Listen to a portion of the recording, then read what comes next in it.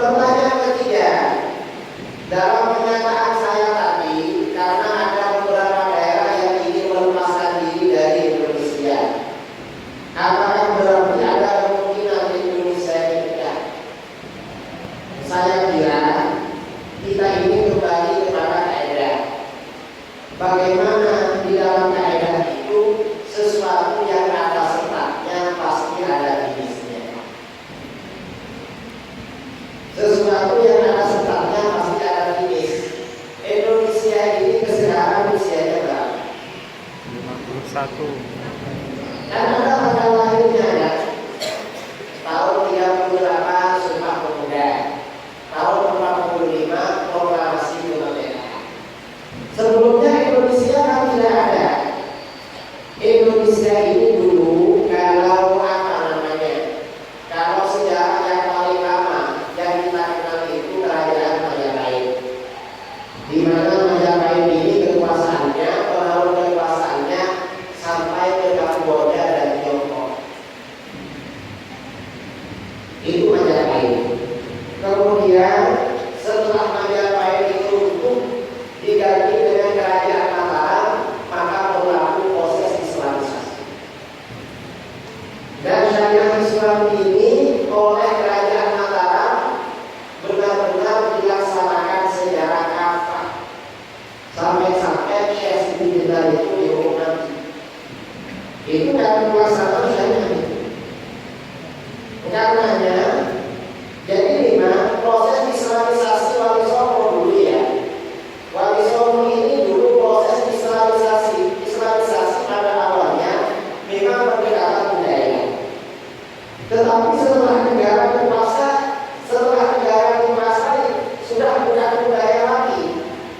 Agama memang diintegrasikan di dalam aturan negara. Karena itu kita tahu pusatnya Majapahit, kerajaan Majapahit dulu di Trawulan, Boyolali.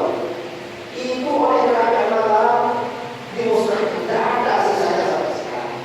Simbol-simbol agama Hindu oleh pendahulu kita memang dihapus sama sekali.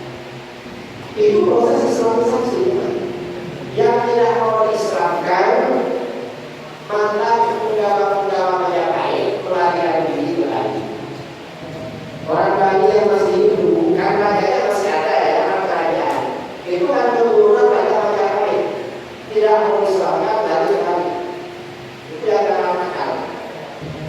Dari Bali. Yang gak akal Islam.